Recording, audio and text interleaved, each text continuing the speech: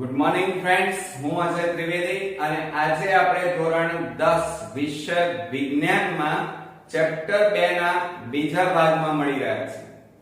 મિત્રો, પહેલો ભાગ આપણે બધાએ જોયો અને તમે તૈયાર પણ કર્યો છે કે જેમાં આપણે સંજ્ઞાઓ અને આ ચેપ્ટરના અગત્યના અણુસૂત્રો વિશે આપણે ચર્ચા કરી. આજના આ વિભાગની અંદર હવે આપણે ચેપ્ટરની અંદર દરેક વિભાગની આપણે ચર્ચા કરીશું અને હું તમને દરેક વસ્તુ ડીપમાં ઈઝીલી શીખવાડીશ. તો વિડિયો છેક સુધી ધ્યાનથી જોવાનું રાખજો મિત્રો, બરોબર?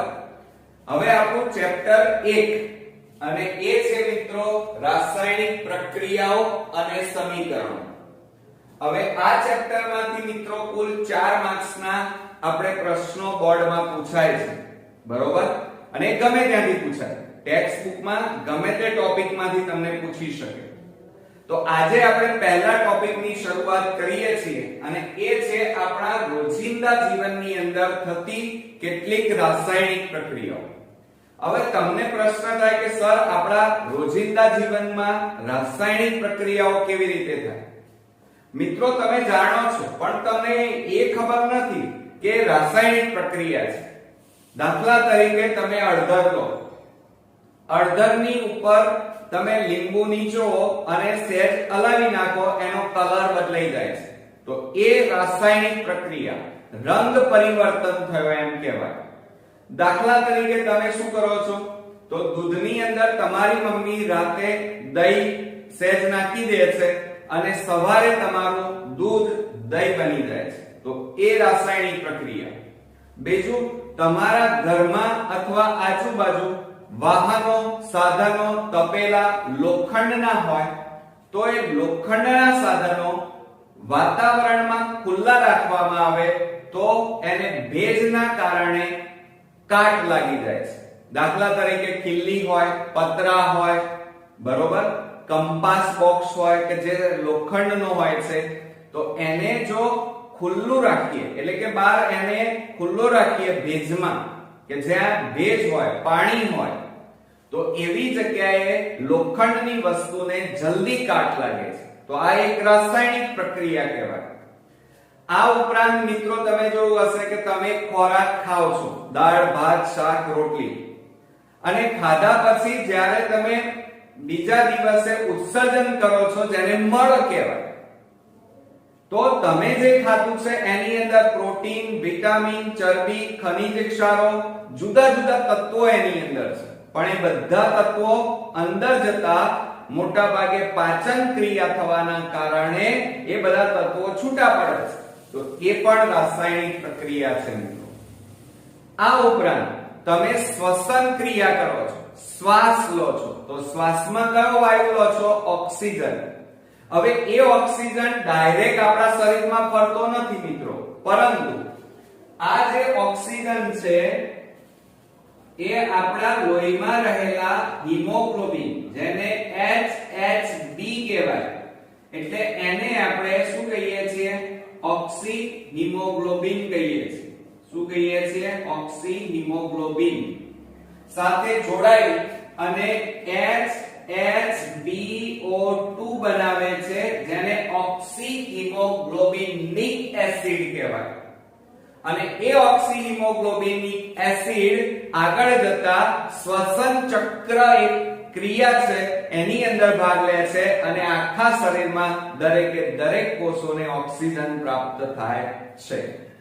સાથે સાથે કોષોમાં ઉત્પન્ન થયેલો જે CO2 વાયુ છે, એ CO2 વાયુ બહાર નીકળી અને ઉચ્છ્વાસ મારફતે બહાર કાઢીએ છીએ, એ CO2 ચક્ર કહેવાય. તો આ બધી રાસાયણિક પ્રક્રિયાઓ છે મિત્રો. ક્લિયર? તો મિત્રો, આ આપણી રોજિંદા જીવનમાં ચાલતી રાસાયણિક પ્રક્રિયાઓની વાત કરી.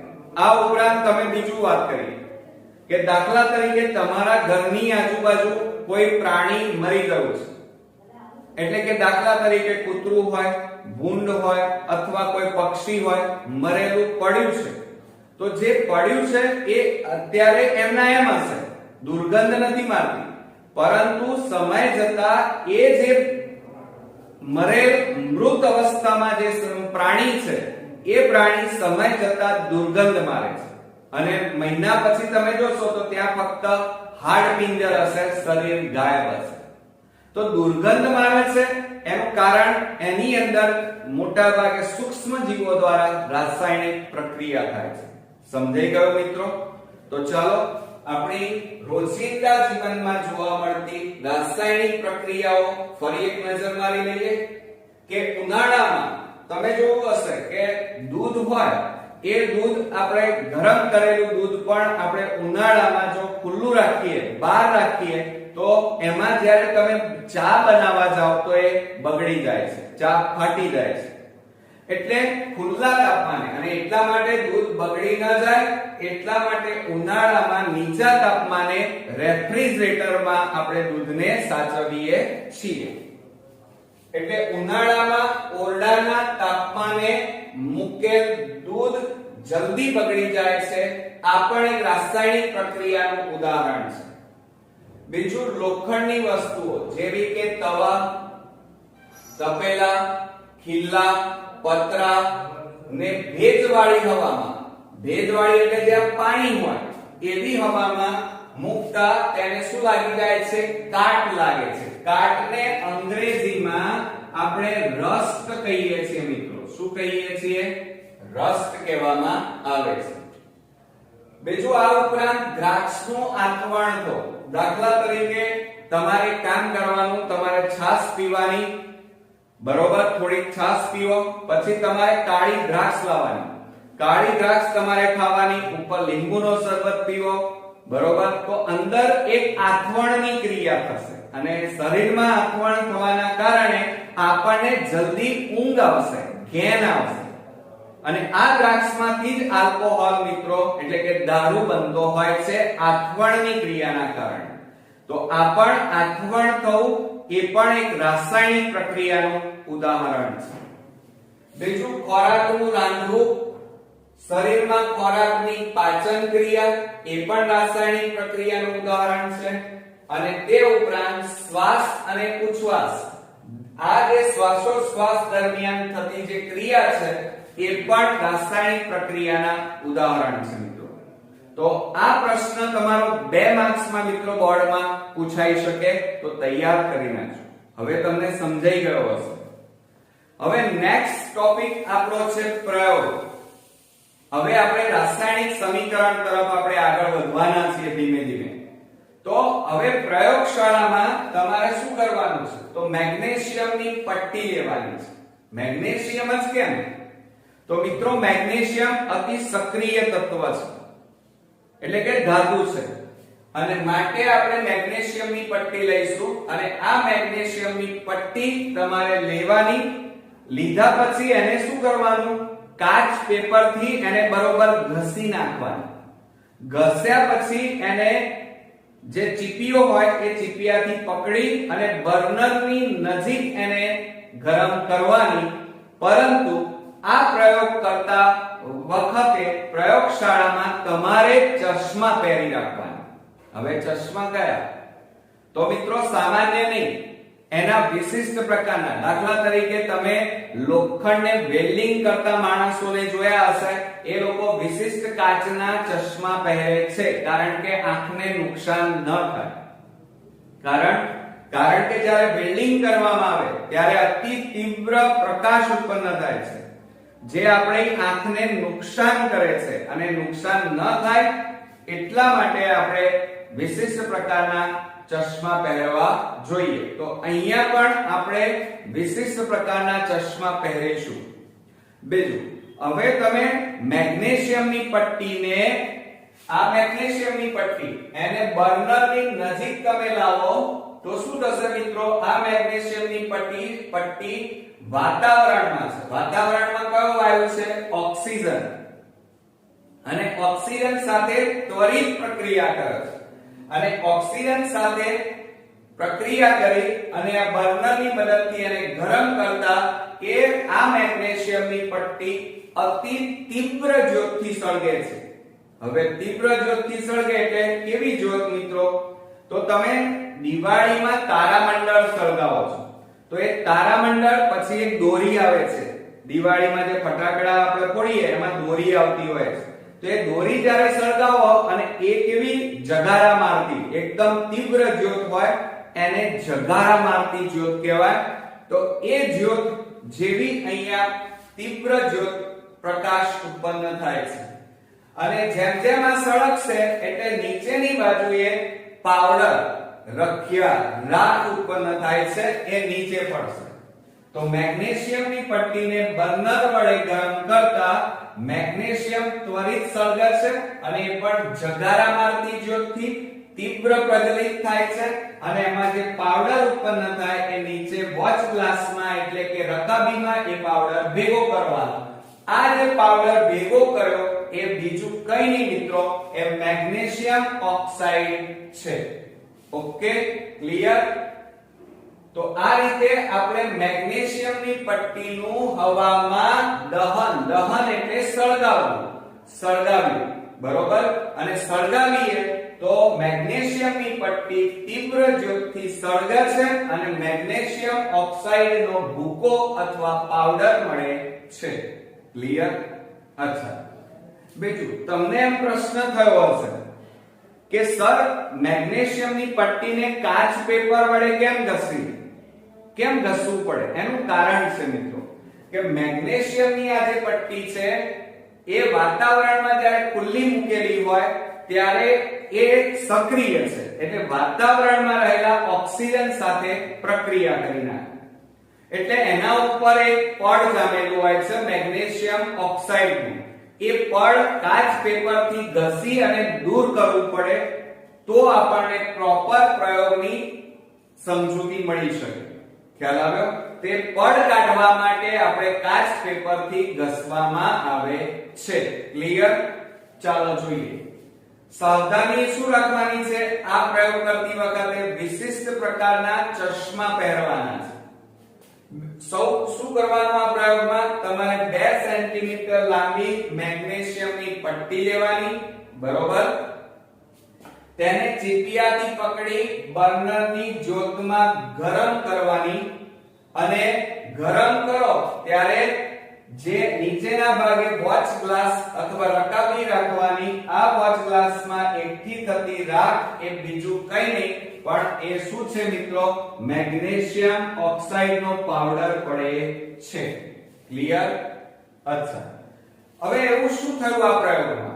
તો મેગ્નેશિયમની પટ્ટી ખૂબ જ કેવી છે મિત્રો? ક્રિયાશીલ છે. કેવી છે? આ યાદ રાખજો, ખૂબ જ ક્રિયાશીલ છે. તેનું હવામાં સરળતાથી દહન થઈ શકે છે, એટલે કે એ હવામાં સરળતાથી સળગી શકે છે. મેગ્નેશિયમની પટ્ટી શરૂઆતમાં કાચ પેપરથી, શેનાથી મિત્રો? ધ્યાન રાખજો, આ બધા ટૂંકા પ્રશ્નો કહેવાય. એમસીક્યુ માં વિભાગ એ માં બધું આવશે. જુઓ, વિભાગ એ માં વિકલ્પો, ખાલી જગ્યા, ખરા ખોટા, જોડકા અને ટૂંકા પ્રશ્નો, અતિ ટૂંકા પ્રશ્નો 24 માર્ક્સના પૂછાય છે. અને આ ટૂંકા પ્રશ્નો માટે કોઈ બુક નથી બજારમાં કે એમાંથી જ પૂછાય. મિત્રો અહીંયા હું જે તમને શીખવાડું એની અંદરથી જ તમારે 24 માર્ક્સનો મિત્રો પૂછાશે. એટલે ટેક્સ્ટ બુકની લીટીએ વાંચવાનું રાખજો પાછા. તો જુઓ, કાચ પેપરથી ઘસેલી હોવાથી એ મેગ્નેશિયમની પટ્ટી છે એ ચમકતી શ્વેત એટલે મિત્રો સફેદ રંગની હોય છે. ક્લિયર? હવે આ મેગ્નેશિયમની પટ્ટીને બર્નરની જ્યોતમાં સળગાવતા, તો મેગ્નેશિયમની પટ્ટી સળગે ત્યારે કેવી જ્યોત ઉત્પન્ન થાય? જગારા મારતી. યાદ રાખજો ટૂંકા પ્રશ્નમાં, જગારા મારતી પ્રજ્વલિત સફેદ જ્યોતથી સળગે છે. ક્લિયર? ટૂંકા પ્રશ્નોમાં વિકલ્પોમાં પૂછાશે. અને આ જ્યારે સળગે ત્યારે વોચ ગ્લાસમાં નીચેના ભાગે આ જે વોચ ગ્લાસ છે એ વોચ ગ્લાસમાં એકઠી થતી રાખ કેવા રંગની હોય છે? સફેદ રંગની હોય છે. યાદ રાખજો, કેવો રંગ? સફેદ. જે મેગ્નેશિયમ ઓક્સાઇડ છે બરોબર. હવે એનું રાસાયણિક સમીકરણ જોઈએ. તો આપણે કઈ પટ્ટી લીધી મિત્રો? મેગ્નેશિયમ. તો જુઓ, મેગ્નેશિયમ વાતાવરણમાં રહેલા ઓક્સિજન સાથે પ્રક્રિયા કરે અને એને ગરમ કરવામાં આવે તો મેગ્નેશિયમ ઓક્સાઇડ બને છે. હવે જુઓ મિત્રો, મેગ્નેશિયમ ઓક્સાઇડ એ કયા સ્વરૂપે છે? સોલિડ. સોલિડ એટલે ઘન સ્વરૂપ. અને ઓક્સિજન વાતાવરણમાં વાયુ સ્વરૂપે છે, માટે G લખાય, ગેસ G. અને ગરમ કરવાની છે તો ગરમ કરવા માટે ત્રિકોણ આકારનું આ રીતે સંજ્ઞા વાપરવાની. એનો મતલબ કે આ રાસાયણિક પ્રક્રિયાને ગરમ કરવામાં આવી છે. અને ગરમ કરીએ તો શું મળે છે? મેગ્નેશિયમ ઓક્સાઇડ નો પાવડર. પાવડર એટલે ઘન સ્વરૂપ એટલે S લખાય. ક્લિયર? ખ્યાલ આવ્યો? ઓકે. હવે પરીક્ષામાં જ્યારે તમે આ રીતે સમીકરણ લખો ત્યારે આ રીતે બોક્સ મિત્રો બનાવી દેવાનું. સાથે સાથે અહીંયા એકદમ ઝીણા અક્ષરે લખવાનું મેગ્નેશિયમ. અહીંયા લખેલું હશે તમે આ રીતે લખવાનું ઓક્સિજન અને અહીંયા લખવાનું magnesium oxide. Magnesium oxide. Clear? હવે એને આ જુઓ, આ જમણી બાજુ કહેવાય અને ડાબી બાજુ કહેવાય. આ જમણી બાજુ કહેવાય. સમજો જરા. આ કઈ બાજુ છે મિત્રો? આ જમણી બાજુ છે. જ્યારે આ કઈ બાજુ છે? ડાબી બાજુ. ડાબી બાજુએ બે આ બંને પ્રક્રિયકો કહેવાય. બે એક કરતા વધારે પ્રક્રિયકો હોય તો એમની વચ્ચે વત્તાનું ચિહ્ન મુકાય. અને જમણી બાજુએ એરોની જમણી બાજુએ આપણને આ શું મળી? નિપજ મળી મિત્રો. શું મળી? નિપજ. ઓકે. એના વિશે હમણાં નેક્સ્ટ વિડિયોમાં આપણે ડીપમાં સુંદર રીતે આપણે શીખવાના છે. હવે જુઓ, બેલેન્સ કરવું પડે સમીકરણને. દાખલા તરીકે તમે અહીંયા 2 લખવાનું ભૂલી ગયા તો આ આખું સમીકરણ ખોટું. કેમ?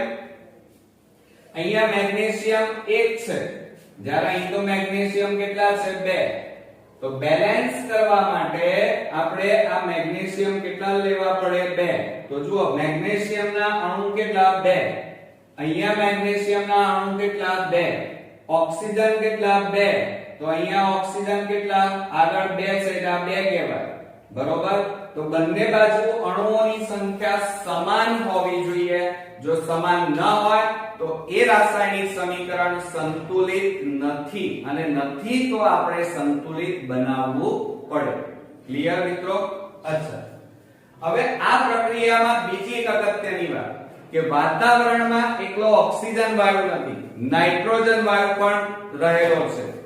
તો વાતાવરણમાં ઓક્સિજન અને નાઇટ્રોજન હોવાથી મુખ્યત્વે આ MgO તો બને જ છે, એટલે કે મેગ્નેશિયમ ઓક્સાઇડ તો બને જ છે.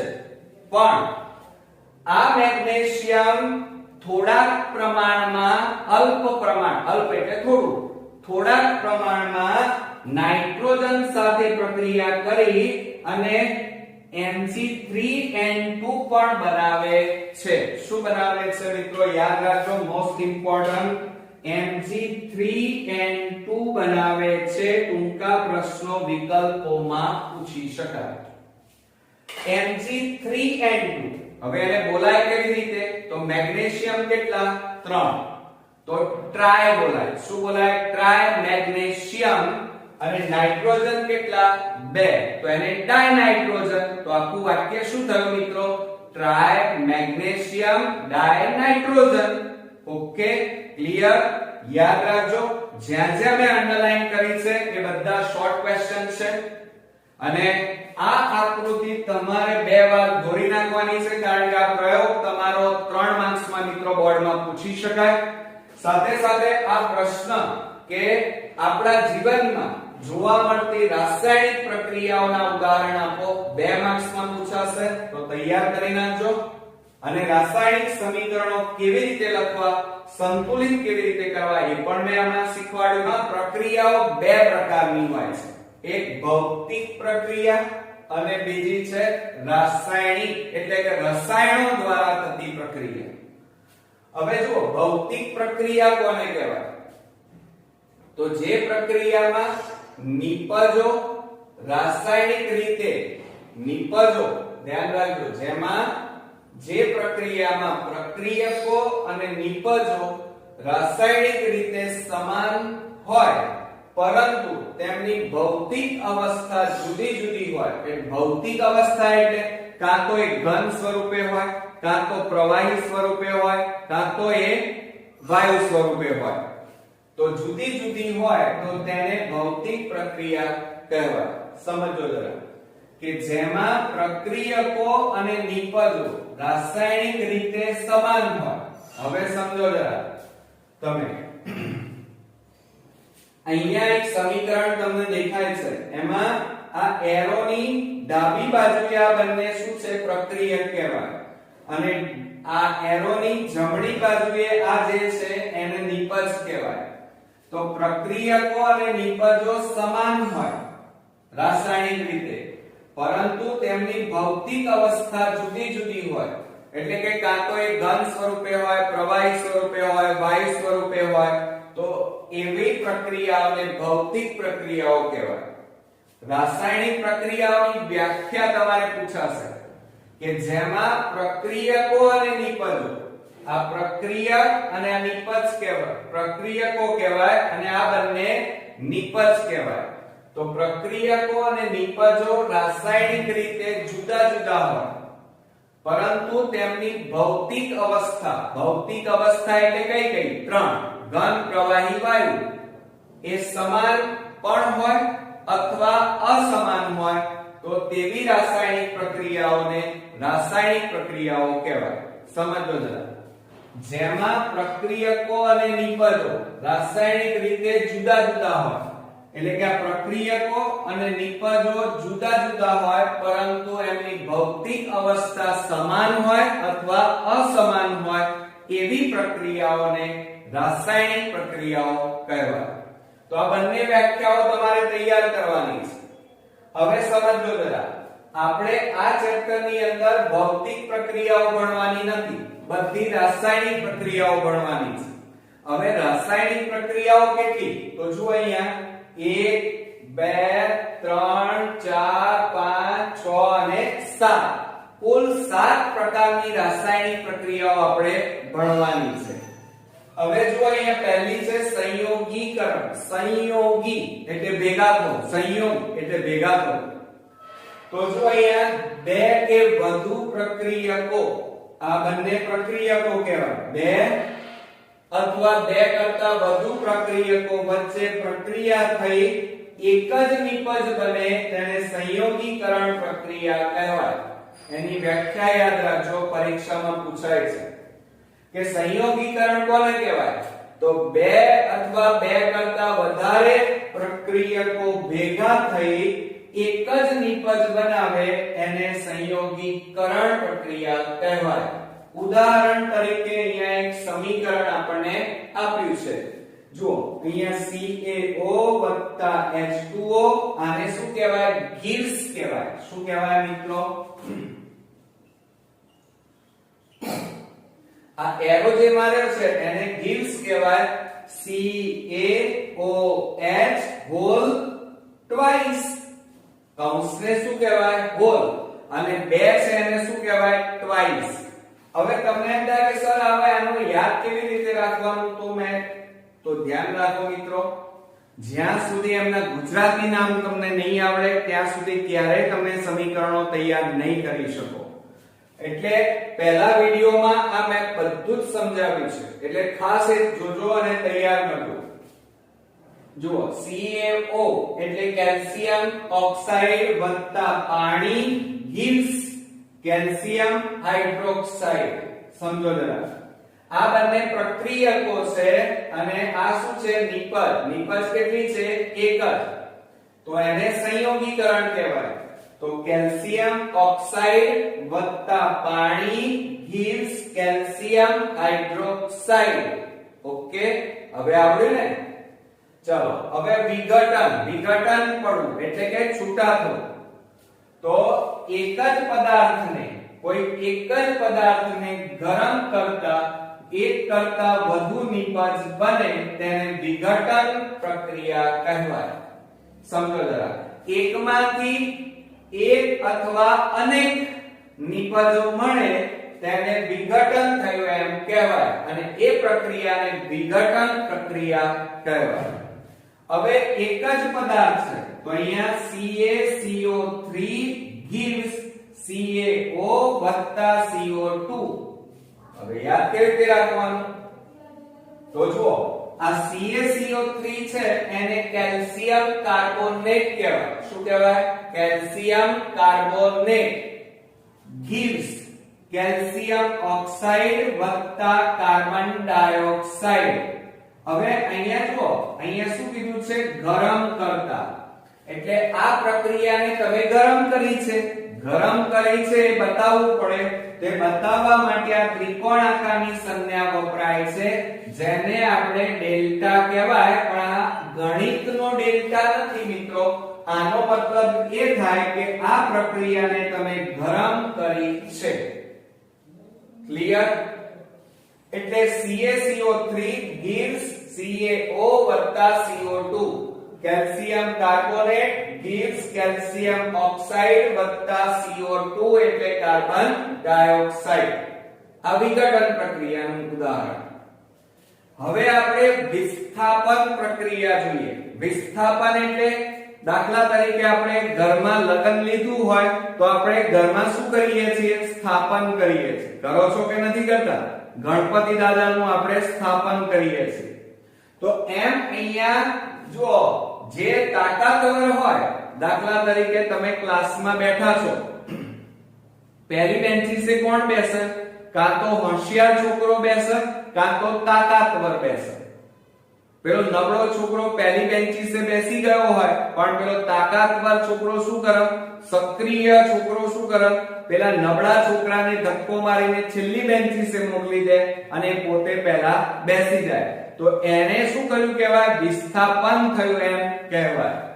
એટલે વધુ સક્રિય તત્વ ઓછા સક્રિય તત્વનું વિસ્થાપન કરે છે. સમજો જરા, શું? વધુ સક્રિય તત્વ ઓછા સક્રિય તત્વનું વિસ્થાપન કરે છે. હવે સમજો જરા, એક ઉદાહરણ આપું તમને. દાખલા તરીકે લોખંડની એક ખીલી લઈ લો અને એક ચાંદીની ખીલી લઈ લઈએ. હવે બંનેને બહાર તમે ખુલ્લા વાતાવરણમાં મૂકી દો, એના ઉપર પાણીનો છંટકાવ કરો અને અઠવાડિયા 10 દિવસ પછી બંને ખીલીનો તમે નિરીક્ષણ કરો. તો જે લોખંડની ખીલી છે એનો કલર પણ બદલાય છે અને એના ઉપર શું લાગે છે? કાટ આવે છે. એટલે એનો મતલબ એ થયો કે લોખંડમાં કલર બદલાયો અને કાટ આવ્યો. ચાંદીમાં તમે જોજો તો એમાં એક તો કલર આછો થાય છે પણ કાટ આવતો નથી. એટલે એનો મતલબ એ થયો કે લોખંડ સક્રિય છે અને વાતાવરણના ઓક્સિજન સાથે પ્રક્રિયા કરી અને રસ્ટ એટલે કાટ બનાવે છે. ચાંદી ઓછું સક્રિય છે એટલે ઓક્સિજન સાથે ઓછી પ્રક્રિયા કરે છે. સમજાયું તમે? તો વિસ્થાપન એટલે વધુ સક્રિય તત્વ ઓછા સક્રિય તત્વનું વિસ્થાપન કરે છે. એમાં ઉદાહરણ જોઈએ તો જુઓ, આ Fe+CuSO4 gives FeSO4+Cu. હવે જ્યાં સુધી તમને એના નામ નહીં આવડે ત્યાં સુધી આ બધું જ નકામું છે, બધું બાઉન્સર જશે. એટલે તમે પહેલા ભાગમાં જે સંજ્ઞાઓ અણુસૂત્રો મેં લખાવ્યા છે એ મોઢે તૈયાર કરશો તો આ 5 પાઠ તમને એકદમ ઈઝી લાગશે મિત્રો. બરોબર? હવે જુઓ, આ Fe એટલે આયર્ન કહેવાય. આયર્ન એટલે લોખંડ વત્તા CuSO4 એટલે કોપર સલ્ફેટ. જુઓ, Cu એટલે કોપર અને SO4 એટલે સલ્ફેટ એટલે કોપર સલ્ફેટ. અને આ લોખંડ, આ બંને વચ્ચે પ્રક્રિયા થાય છે. આ પ્રક્રિયકો કહેવાય. શું કહેવાય? પ્રક્રિયકો. હવે લોખંડ અને તાંબામાં બંનેમાં સક્રિય કોણ? તો લોખંડને જલ્દી કાટ આવે, જ્યારે તાંબાને જલ્દી કાટ આવતો નથી. હવે જો આ Fe એ સક્રિય છે, આ ઓછો સક્રિય છે, એટલે આ Fe અને SO4 બંને જોડાઈ જશે અને Cu ને ધકેલી દેશે, એટલે Cu છૂટો પડી જાય છે, એટલે FeSO4 Cu. FeSO4 એટલે આયર્ન સલ્ફેટ અથવા એને ફેરસ સલ્ફેટ કહેવાય, અને Cu એટલે તાંબુ, કોપર. ઓકે, એટલે આ બંને પ્રક્રિયકો છે, જ્યારે આ એરોની જમણી બાજુ આ બંને નિપજ કહેવાય. ઓકે, ચાલો હવે દ્વિવિસ્થાપનની વાતો કરીએ. દ્વિ એટલે બે અને વિસ્થાપન એટલે સ્થાપન થવું, અદલાબદલી કરવી. બરોબર? इसकी टोपी उसके सर, એટલે બે આયનોની અદલાબદલી થાય, અદલાબદલી. બરોબર? થાય તો તેવી પ્રક્રિયાને દ્વિવિસ્થાપન પ્રક્રિયા કહેવાય. ઉદાહરણ તરીકે આપણે જોઈએ Na2SO4 BaCl2 gives BaSO4 twice NaCl. આ બધું મોઢે લખવું પડશે, મોઢે તૈયાર કરવું પડશે મિત્રો, અને પરીક્ષામાં આ રીતે બોક્સ બનાવીને લખવું પણ પડશે. પણ આ બધું યાદ ક્યારે રહેશે? જ્યારે તમે એના ગુજરાતી નામ તૈયાર કરેલા હશે તો જુઓ Na2SO4 એટલે શું? સોડિયમ સલ્ફેટ અને વત્તા BaCl2 બેરિયમ ક્લોરાઇડ. આ બંને પ્રક્રિયકો વચ્ચે પ્રક્રિયા થાય તો શું બને? આ BaSO4 જોડાય, NaCl જોડાઈ જાય, અદલા બદલી થાય. જુઓ, સમજો જરા, આ BaSO4 સાથે જોડાય અને આ Na2Cl2 સાથે જોડાઈ જાય. બરોબર? તો શું બની જાય? તો જુઓ, BaSO4 એટલે બેરિયમ સલ્ફેટ, NaCl, અને આ બંનેમાં બે છે એટલે 2NaCl, એટલે સોડિયમ ક્લોરાઇડ બની જાય. એટલે અદલાબદલી થઈ, ટોપીઓની અદલાબદલી થઈ, માટે આને દ્વિવિસ્થાપન પ્રક્રિયા કહેવાય. ત્યાર પછી આગળ વધીએ મિત્રો, અવક્ષેપન પ્રક્રિયા. હવે તમને એક પ્રશ્ન થાય, સર એમાં અવક્ષેપ એટલે શું? તો હવે અવક્ષેપ તમે બધાએ જોયા છે. દાખલા તરીકે તમારા ઘરમાં તમારી મમ્મી ચા બનાવે, પછી ઘણીવાર તમે એવું સાંભળ્યું હશે ચા ફાટી ગઈ. તો ચા ફાટી ગઈ ખબર શું પડે? તો તમે ચામાં જોયું હશે, માનો લીંબુના 2-3 ટીપા નાખી દો તો દહીં જેવા ખોદા તરી આવે છે, તો એ અવક્ષેપ કહેવાય, એ ઓગળતા નથી. બરોબર મિત્રો? એ જ રીતે તમારી મમ્મી મલાઈમાંથી ઘી બનાવે ત્યારે માખણ ઉપર તરી આવે છે અને નીચે શું હોય છે? છાશ. તો એ માખણ એ છાશમાં ઓગળતું નથી, ફોદા સ્વરૂપે ઉપર તરી આવે છે, એને અવક્ષેપ કહેવાય. તો એમ અવક્ષેપન પ્રક્રિયા, તો અદ્રાવ્ય એટલે ઓગળે નહીં, એને અદ્રાવ્ય કહેવાય. અદ્રાવ્ય અવક્ષેપ બનાવે તેને અવક્ષેપન પ્રક્રિયા કહેવાય. ઉદાહરણ તરીકે AgNO3 NaCl gives, આને શું કહેવાય? gives AgCl. સમજો જરા, આ Ag અને Cl જોઈન્ટ થઈ જાય, Na અને NO3 જોઈન્ટ થઈ જાય, તો શું બની જાય? AgCl અને NaNO3 બને.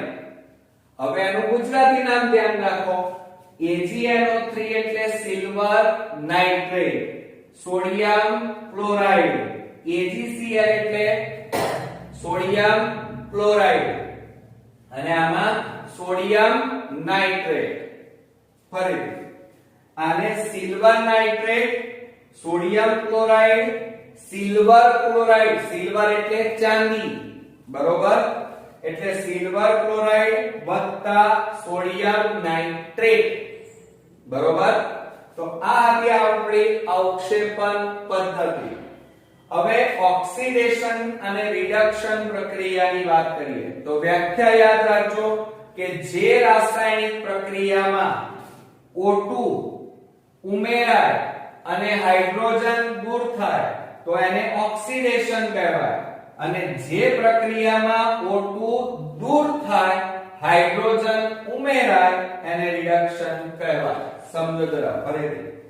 ઓક્સિજન ઉમેરાય હાઇડ્રોજન દૂર થાય તો ઓક્સિડેશન અને ઓક્સિજન દૂર થાય હાઇડ્રોજન ઉમેરાય તો એને રિડક્શન કહેવાય. ઓક્સિડેશન ને OXI ટૂંકમાં લખાય અને રિડક્શન ને RED આ રીતે રિડક્શન પણ લખાય. બરોબર? એટલે ટૂંકમાં જે પ્રક્રિયામાં ઓક્સિજન કે હાઇડ્રોજન ઉમેરાય કે દૂર થાય તેને ઓક્સિડેશન અથવા રિડક્શન પ્રક્રિયા કહે છે. ઉદાહરણ તરીકે જોઈએ. પહેલી પ્રક્રિયામાં જો ઓક્સિજન ઉમેરાય છે, આમાં શું ઉમેરાય છે? હાઇડ્રોજન. તો આ જે પ્રક્રિયા છે એને ઓક્સિડેશન કહેવાય અને આ નીચેની પ્રક્રિયા છે કઈ છે? રિડક્શન. તો Mg O2 gives 2MgO એટલે magnesium oxygen gives magnesium oxide. અને એ જ રીતે હાઇડ્રોજન ઉમેરાય તો રિડક્શન. તો lithium twice Li plus H2 gives 2LiH. Li એટલે લિથિયમ, H2 એટલે હાઇડ્રોજન અને LiH એટલે લિથિયમ હાઇડ્રાઇડ. શું થાય? Lithium hydride. બરોબર મિત્રો? આવડ્યું? હવે આમાં જો ઓક્સિજન ઉમેરાયો. બરોબર? જ્યારે આમાં શું ઉમેરાયો? હાઇડ્રોજન. આમાં ઓક્સિજન ઉમેરાયો, હાઇડ્રોજન દૂર થઈ ગયો. આમાં હાઇડ્રોજન ઉમેરાયો, ઓક્સિજન દૂર થયો. માટે આ પહેલી પ્રક્રિયામાં ઓક્સિજન ઉમેરાય તો ઓક્સિડેશન, હાઇડ્રોજન ઉમેરાય તો રિડક્શન. ક્લિયર? આવડ્યું ને? હવે લાસ્ટ જોઈએ રેડોક્સ પ્રક્રિયા. કઈ? રેડોક્સ, REDOX, રેડોક્સ પ્રક્રિયા. બરોબર? હવે જુઓ અહીંયા રેડોક્સ પ્રક્રિયાની વ્યાખ્યા શું થાય? તો ઓક્સિડેશન અને રિડક્શન બંને એક સાથે થાય. ઓક્સિડેશન અને રિડક્શન બંને એક સાથે થાય તો એને રેડોક્સ પ્રક્રિયા કહેવાય. ઉદાહરણ જોઈએ એટલે તમને વધારે સમજાય. 2NaCl અહીંયા જો નીચે શું લખ્યું છે? S. ઝીણા અક્ષરે લખ્યું છે S. S એટલે સોલિડ, સોલિડ એટલે ઘન. એટલે એનો મતલબ કે આ જે પ્રક્રિયા છે એની અવસ્થા ઘન સ્વરૂપ છે. હવે gives 2NaS Cl2 ગેસ એટલે 2Na સોડિયમ અને કયો સ્વરૂપે મળે છે? સોલિડ. સોલિડ એટલે ઘન સ્વરૂપ અને Cl2 એટલે ગ્લાસ, ગેસ એટલે વાયુ સ્વરૂપે ક્લોરીન વાયુ મળે છે. તો sodium chloride gives sodium chlorine. Clear? આવડ્યા ને બધા? તો મિત્રો આ કુલ 7 આપણી રાસાયણિક પ્રક્રિયાઓ આ ચેપ્ટરમાં અહીંયા ભણવાની છે મિત્રો.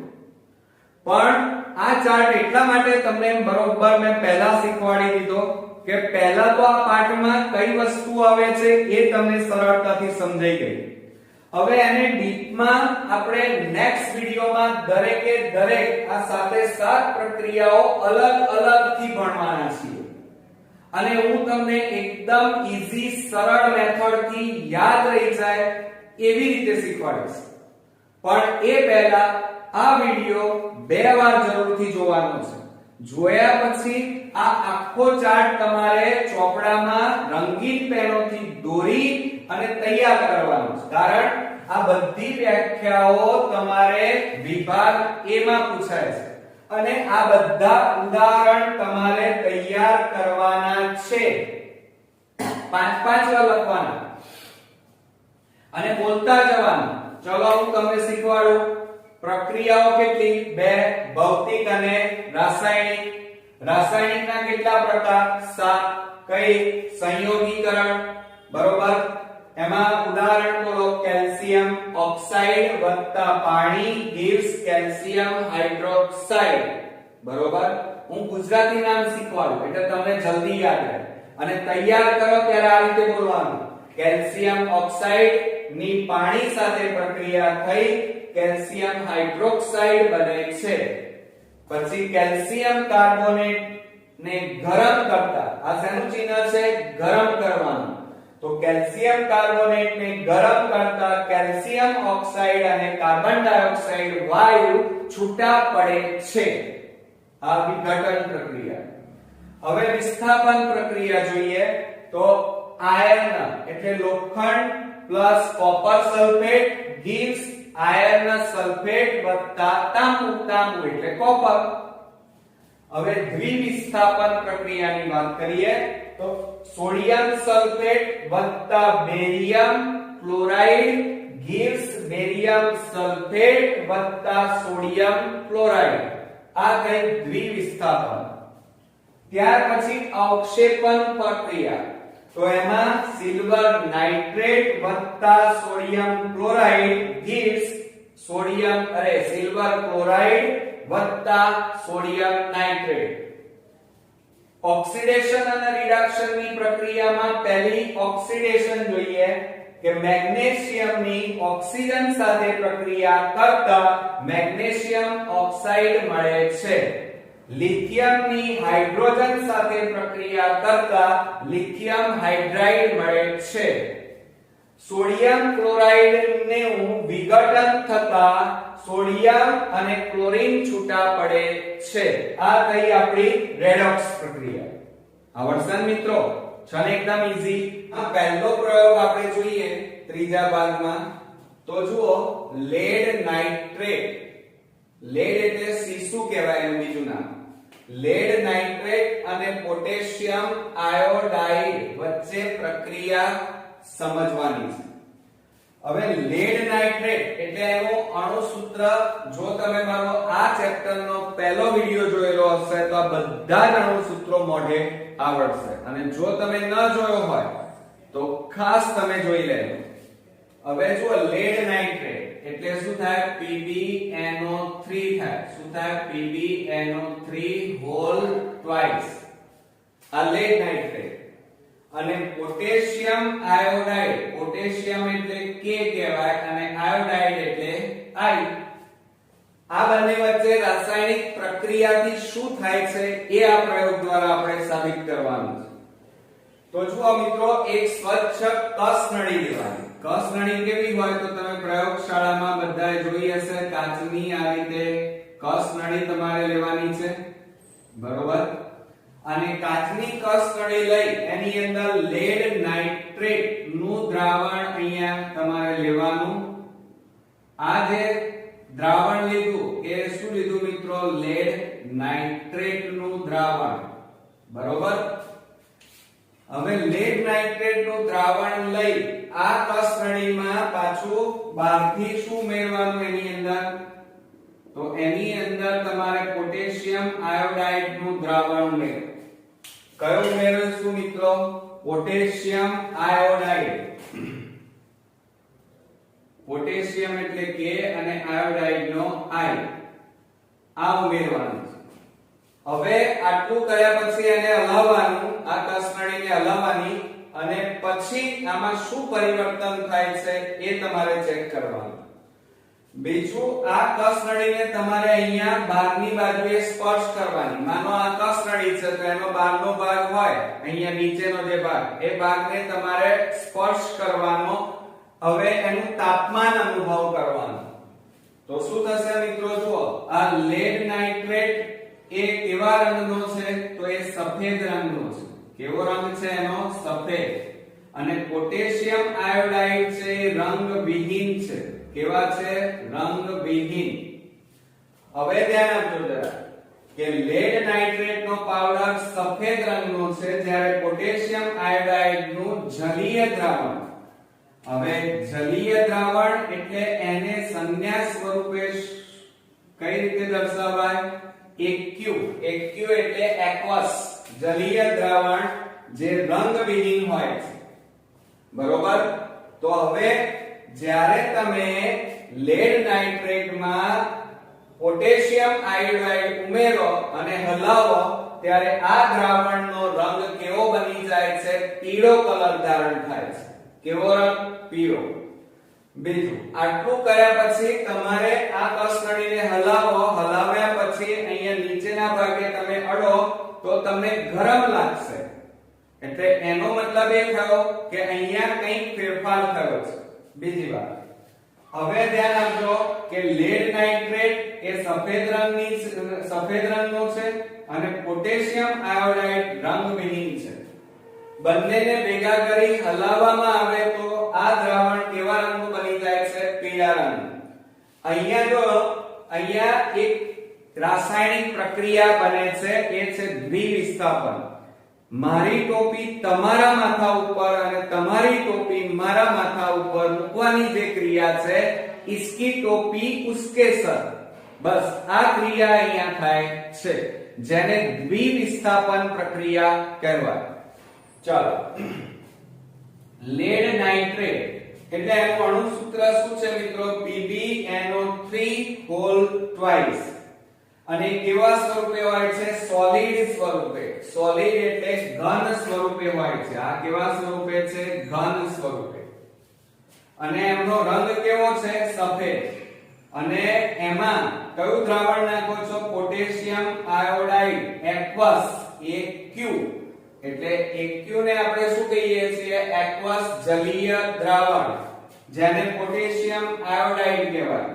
તો લેડ નાઇટ્રેટમાં પોટેશિયમ આયોડાઇડ ઉમેરો તો બંને વચ્ચે રાસાયણિક પ્રક્રિયા થઈ. જુઓ, આ Pb છે ને, આ Pb બરોબર, એ કોની સાથે જોડાઈ જાય છે? I સાથે, એટલે કે આયોડાઇડ સાથે જોડાય છે. એટલે લેડ આયોડાઇડ બની જાય છે. અને આ NO3 અને K જોડાઈ જાય છે તો KNO3 બની જાય છે. બરોબર? એટલે મારી ટોપી તમારા માથા પર અને તમારી ટોપી મારા માથા પર એ ક્રિયા અહીંયા થાય છે. તો અહીંયા શું બને છે? લેડ આયોડાઇડ અને પોટેશિયમ નાઇટ્રેટ બને છે. અને આ કયા સ્વરૂપે છે? સોલિડ સ્વરૂપે. S એટલે સોલિડ, AQ એટલે એક્વસ અને S એટલે સોલિડ, ઘન સ્વરૂપ કહેવાય. હવે મિત્રો અહીંયા આ રાસાયણિક સમીકરણ સંતુલિત છે કે નહીં એ પણ તમારે ચેક કરવું પડે.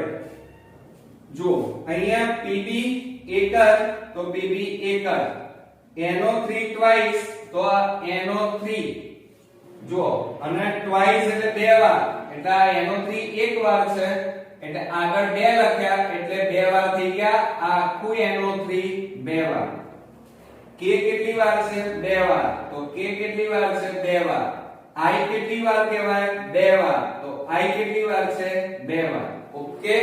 એટલે બંને બાજુ અણુ પરમાણુ ની સંખ્યા સરખી છે અને હોવી જોઈએ. એટલે આ સમીકરણ તમારું સંતુલિત સમીકરણ કહેવાય.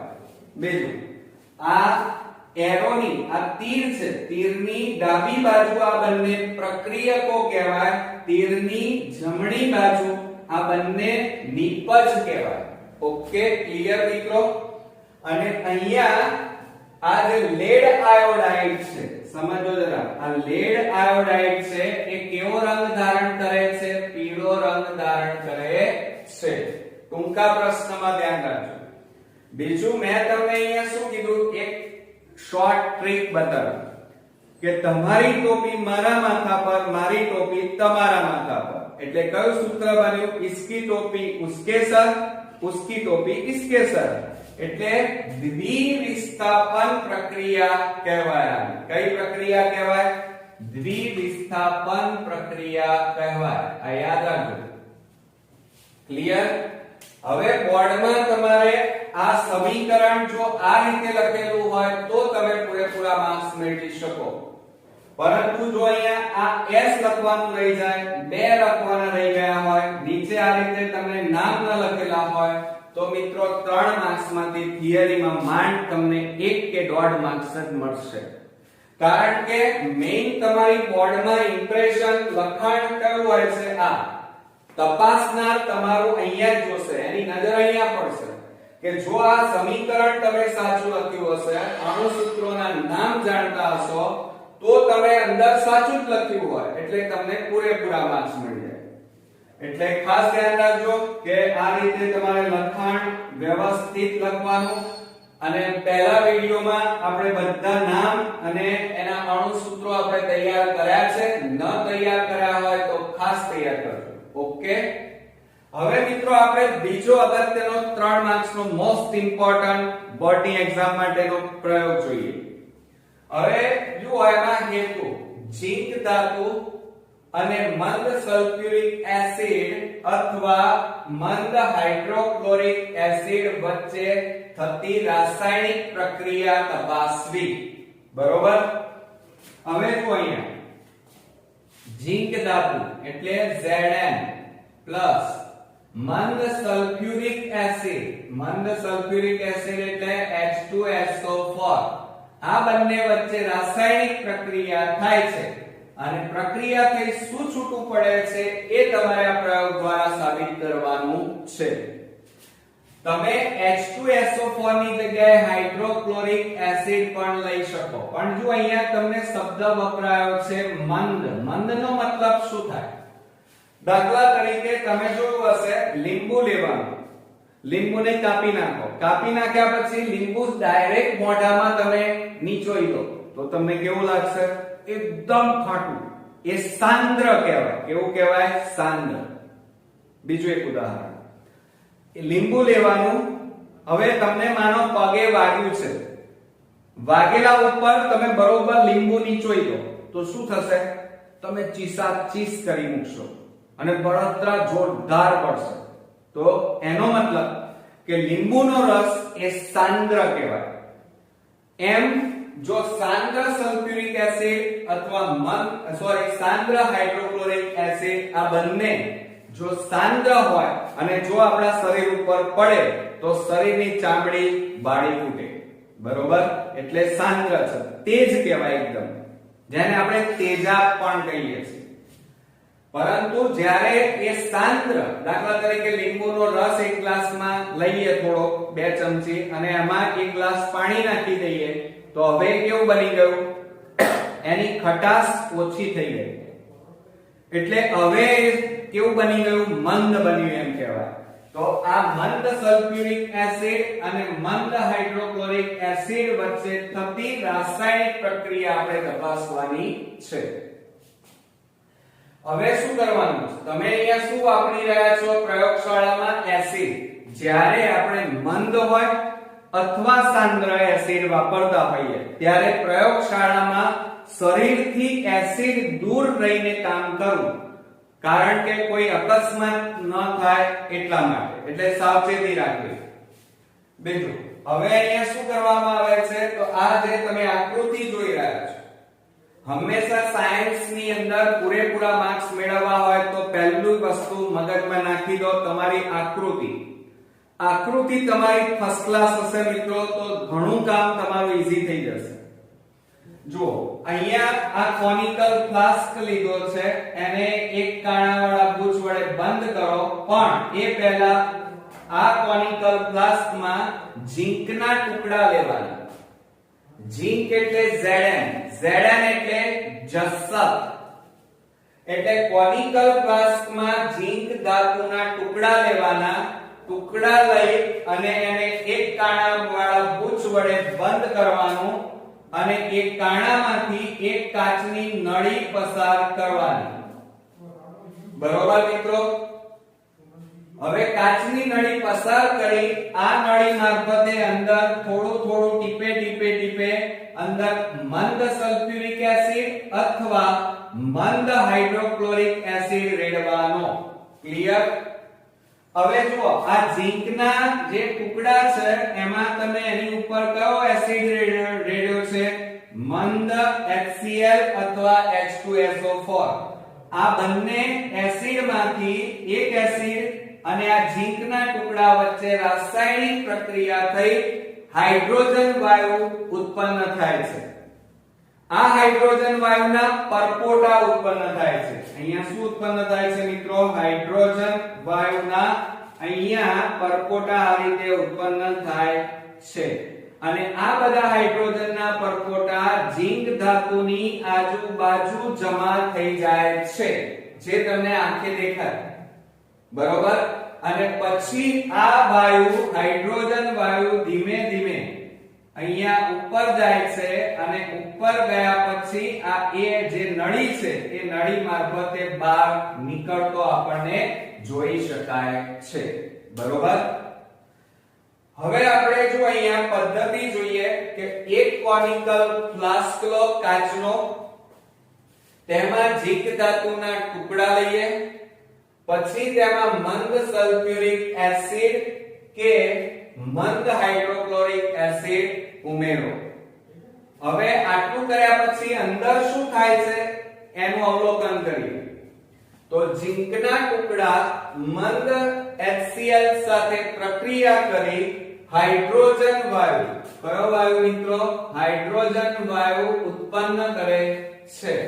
પરિણામે ઝીંકના ટુકડાની આસપાસ જોજો, આ ઝીંકના ટુકડાની આસપાસ હાઇડ્રોજન વાયુ ના પરપોટા દેખાય છે. શું દેખાય છે? હાઇડ્રોજન વાયુના પરપોટા.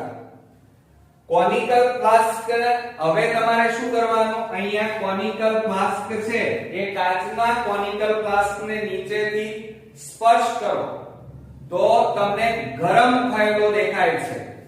એટલે અહીંયા જો સ્પર્શ કરો ત્યારે કોનિકલ ફ્લાસ્ક કેવો થઈ જાય છે? ગરમ થાય છે. હવે બરોબર ધ્યાન રાખજો કે અહીંયા જો પહેલા શરૂઆતમાં જ્યારે તમે કોનિકલ ફ્લાસ્ક લીધો ત્યારે ઠંડો હતો, પણ ઝીંક ધાતુ ઉપર HCl એસિડ રેડ્યો, તે બંને વચ્ચે રાસાયણિક પ્રક્રિયા થઈ અને પછી તમે કોનિકલ ફ્લાસ્કને અડો છો, સ્પર્શ કરો છો તો ગરમ લાગે છે. એટલે અહીંયા ઊર્જા છૂટી પડી. ઊર્જા છૂટી પડે તો એ પ્રક્રિયાને ઉષ્માક્ષેપક પ્રક્રિયા કહેવાય. કઈ પ્રક્રિયા મોસ્ટ ઇમ્પોર્ટન્ટ? તો આ જે પ્રક્રિયા છે ઝીંકના ટુકડા અને મંદ HCl વચ્ચે થતી રાસાયણિક પ્રક્રિયા ઉષ્માક્ષેપક પ્રક્રિયા છે. ઓકે મિત્રો, આ મોસ્ટ ઇમ્પોર્ટન્ટ. અને છેલ્લે રાસાયણિક સમીકરણ જોઈએ. મોસ્ટ ધ્યાન રાખજો, આ તમારે મોઢે તૈયાર કરવાના છે. આ સમીકરણો 5-5 વાર લખીને તૈયાર કરવાના. લખ્યા વગર તૈયાર કરશો તો ક્યારે યાદ નહીં રહે. ગોખેલું તમે ભૂલી જવાના અને ક્યારે સાયન્સમાં 80 માંથી 80 ગુણ નહીં આવે. જે સ્ટુડન્ટ્સ ને સ્કોરિંગ રિઝલ્ટ લાવવું છે એને આ સમીકરણો 5-5 વાર લખી અને તૈયાર કરશો તો જ મિત્રો તમે સહેજ પણ ભૂલ વગર લખીને આવશો અને પૂરા માર્ક્સ મેળવી શકશો.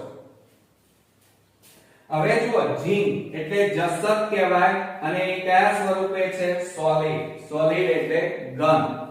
અને એમાં કયો વાયુ ઉપર રેડ્યો તમે? અરે કયો એસિડ રેડ્યો? Hydrochloric acid AQ. AQ એટલે જલીય દ્રાવણ.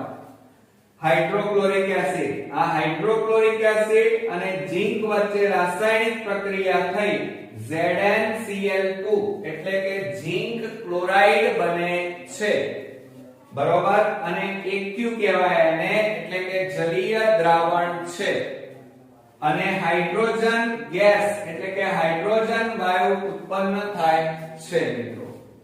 હવે જુઓ, ઝીંકની સંજ્ઞા હાઇડ્રોક્લોરિક એસિડ, ઝીંક ક્લોરાઇડ, આ બધાનું અણુસૂત્ર અને એનું ગુજરાતી નામ આ રીતે તૈયાર હોવા જોઈએ, તો જ આ ચેપ્ટરો રસાયણ વિજ્ઞાનના તમારા પાકા થશે. બરોબર. તો ધ્યાન રાખજો. હવે એને આ સમીકરણ બેલેન્સ છે કે નહીં, સંતુલિત છે કે નહીં એ ચેક કરવું પડે. દાખલા તરીકે તમે આટલું લખીને આવ્યા અને અહીંયા આ રીતે લખ્યું, ચલો તો ખોટું. કારણ કે સંતુલિત નથી. કેવી રીતે જુઓ, આ Zn તો અહીંયા એક Zn, અહીંયા પણ એક Zn. ઓકે, H કેટલા? 1. અહીં તો 2 છે, તો અહીંયા 2 છે, તો અહીંયા કેટલા લખવા પડે? 2 હાઇડ્રોજન. ચલો, Cl કેટલા? 2. તો Cl કેટલા? 2 થઈ ગયા. એટલે આ તીર જે છે, તીરની ડાબી બાજુ અને જમણી બાજુ તત્વો અથવા અણુ પરમાણુની સંખ્યા સરખી હોવી જોઈએ. જે ડાબી બાજુ જેટલા તત્વો હોય એની સંખ્યા જેટલી હોય એટલી જ જમણી બાજુ હોય. આ તીરની ડાબી બાજુ જે આ બંને છે એને પ્રક્રિયક કહેવાય, અને તીરની જમણી બાજુ આ બંને જે આપણને મળ્યા છે, નવા ઉત્પન્ન થયા છે, એને નિપજ કહેવાય. બરોબર? તો મિત્રો, આ સમીકરણો લખવાની મેથડ તમે અહીંયા શીખી લીધી હશે. આ રીતે જ બોર્ડમાં આપણે લખવાનું છે. આકૃતિ વ્યવસ્થિત, નામ નિર્દેશન વ્યવસ્થિત કરવાની જોઈએ. ઓક્સિજનની સંજ્ઞા શું થાય? O, carbon C, hydrogen H. આ તમે જાણો છો, અને એ કેપિટલ અક્ષરમાં હોય, પહેલી ABCD નો.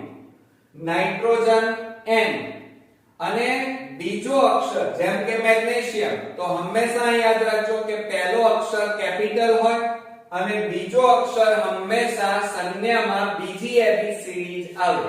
ક્લિયર? ત્યાર પછી પોટેશિયમ K. લેડ એટલે એનું બીજું નામ છે સીસુ, જેને Pb કહેવાય.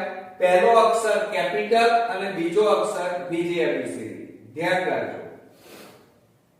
ક્લોરીન એટલે Cl કહેવાય. પહેલો અક્ષર કેપિટલ અને બીજો અક્ષર બીજી ABCD નો. બેરિયમ એટલે Ba, કેલ્શિયમ એટલે Ca, અને કોપર એટલે તાંબુ, તાંબાની સંજ્ઞા છે Cu.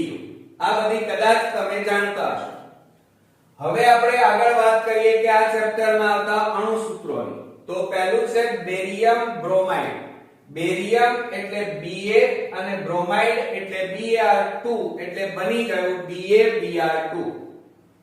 મેગ્નેશિયમ એટલે Mg અને ઓક્સાઇડ એટલે O, એટલે એનું પૂરું નામ થયું MgO. લેડ નાઇટ્રેટ, લેડ એટલે Pb અને નાઇટ્રેટ એટલે NO3. એના બે અણુ છે એટલા માટે PbNO3, અને આ જે કૌંસ છે એને આપણે હોલ કહીએ છીએ. શું કહીએ છીએ મિત્રો? એને અંગ્રેજીમાં હોલ કહેવાય.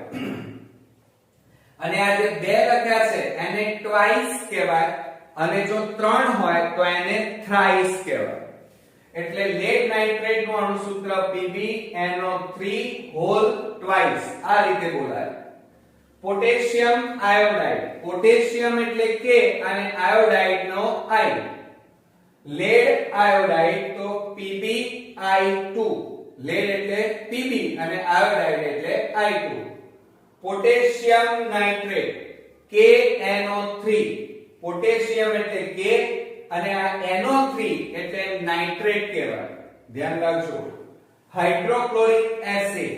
હાઇડ્રો એટલે H અને ક્લોરિડ એટલે Cl, એટલે આખું નામ થયું hydrochloric acid. Zinc chloride. Zinc એટલે જસત કહેવાય. બરોબર? અને ઝિંક એટલે Zn અને ક્લોરાઇડ એટલે Cl2. સલ્ફ્યુરિક એસિડ જેને H2SO4 કહેવાય. આ એક એસિડ છે. એસિડ બે પ્રકારના હોય. એક સાંદ્ર જે જલદ હોય, અને બીજું છે મંદ. એ આપણે જે બાથરૂમમાં એસિડ વાપરીએ છીએ એ મંદ કહેવાય, જે મોટા ભાગે બાળી શકે નહીં, જલદ ન હોય. Zinc sulphate.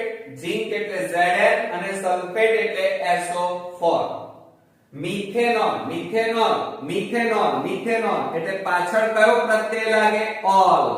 ઓલ પ્રત્યય લાગે. અને ઓલ પ્રત્યય લાગતો હોય તો એ બધા સંયોજનો કેવા હોય? આલ્કોહોલિક, એટલે કે દારૂવાળા હોય. એટલે મિથેનોલ એટલે એને એક જાતનો દારૂ કહેવાય. એ આગળના ચેપ્ટરમાં હું તમને ડીપમાં સરસ રીતે સમજાવીશ. એની અણુસૂત્ર છે CH3OH. એટલે કે ઓલ પ્રત્યય આવે, ઓલ આવે તો પાછળ બોન્ડ OH પ્રત્યય લાગે, ફક્ત અત્યારે જાણકારી માટે. મેંગેનીઝ એટલે Mn અને ક્લોરાઇડ એટલે Cl2 એટલે આખું નામ થયું MnCl2 મેંગેનીઝ ક્લોરાઇડ. ત્યાર પછી ગ્લુકોઝ જેને આપણે ખાંડ કહીએ છીએ, શર્કરા, અને એના ભાગ પડશે માસુલે, માલ્ટોઝ, સુક્રોઝ અને લેક્ટોઝ. બરોબર? તો ગ્લુકોઝ નું અણુસૂત્ર છે C6H12O6. એલ્યુમિનિયમ સલ્ફેટ, એલ્યુમિનિયમ એટલે Al અને સલ્ફેટ એટલે SO4 એટલે એનું અણુસૂત્ર બને Al2SO4 હોલ થ્રાઇસ. જો અહીંયા ત્રણ આવ્યા, હું તમને બોલતા પણ તૈયાર કેવી રીતે કરવા એ પણ શીખવાડી રહ્યો છું. જુઓ, ત્રણ છે તો થ્રાઇસ કહેવાય અને બે હોય તો ટ્વાઇસ. યાદ રાખજો. બેરિયમ ક્લોરાઇડ BaCl2, બેરિયમ એટલે Ba અને ક્લોરાઇડ એટલે Cl2. બેરિયમ સલ્ફેટ, બેરિયમ એટલે Ba, સલ્ફેટ એટલે SO4. એલ્યુમિનિયમ ક્લોરાઇડ, એલ્યુમિનિયમ એટલે Al અને ક્લોરાઇડ એટલે Cl એટલે AlCl3. સોડિયમ હાઇડ્રોક્સાઇડ, સોડિયમ એટલે Na અને હાઇડ્રોક્સાઇડ એટલે OH એટલે NaOH. સોડિયમ સલ્ફેટ, સોડિયમ એટલે Na અને સલ્ફેટ એટલે SO4 એટલે Na2SO4 એનું અણુસૂત્ર બને.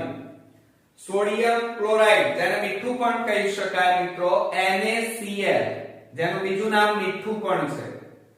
કેલ્શિયમ ઓક્સાઇડ એટલે CaO જેને કળી ચૂનો પણ કહેવાય. યાદ રાખજો, બીજું નામ કળી ચૂનો. ત્રીજું છે કેલ્શિયમ હાઇડ્રોક્સાઇડ. મિત્રો હાઇડ્રોક્સાઇડ શબ્દ આવે એટલે પાછળ શું લાગે? OH. યાદ રાખજો, આ અમુક બેઝિક વસ્તુઓ તમારે યાદ રાખવી પડશે, જેથી કરીને તમારે ધોરણ 10, 11, 12 સાયન્સમાં પણ આ બધી વસ્તુઓ તમારી કમ્પ્લીટ હોય તો કેમેસ્ટ્રી તમને એકદમ ઈઝી લાગશે. જુઓ, કેલ્શિયમ એટલે Ca અને હાઇડ્રોક્સાઇડ એટલે OH એટલે પૂરું નામ શું બોલાય? CaOH whole twice. એને આપણે લાઇમ વોટર પણ કહીએ છીએ, ફોડેલ ચૂનો પણ કહીએ છીએ, અથવા તો ચૂનાનું નિત્ર્યુક પાણી પણ કહેવાય કેલ્શિયમ હાઇડ્રોક્સાઇડ. ત્યાર પછી calcium carbonate CaCO3, calcium carbonate ચૂનાના પથ્થર પણ કહી શકાય. Ferrous sulphate FeSO4, ferrous sulphate પણ કહેવાય. અને અહીંયા તમે આગળ આ Fe એટલે આયર્ન, આયર્ન એટલે લોખંડ, એટલે આને બીજી રીતે બોલવું હોય તો આયર્ન સલ્ફેટ પણ બોલાય અથવા ફેરસ સલ્ફેટ પણ કહી શકાય. ફેરિક ઓક્સાઇડ Fe2O3 એને આયર્ન ઓક્સાઇડ પણ કહેવાય. યાદ રાખજો, ફેરસ સલ્ફેટ FeSO4, ફેરસ એટલે Fe અને સલ્ફેટ એટલે SO4 એટલે FeSO4 અણુસૂત્ર બને.